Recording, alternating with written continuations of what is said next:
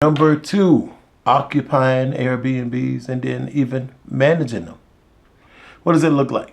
See, now we're talking about multiple streams of income because, see, this is not long-term rentals.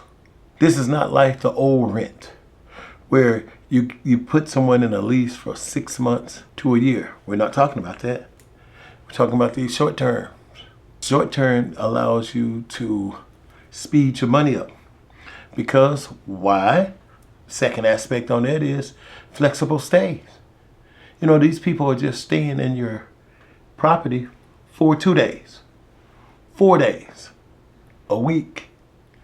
Maybe if you get a new plant coming to in your area, you can get these people to stay for 30 days at a time, making lots of money. And then, of course, you can manage it yourself. Now we're talking about management. You can manage it yourself. Make sure rooms are cleaned, house is clean, duplex is clean.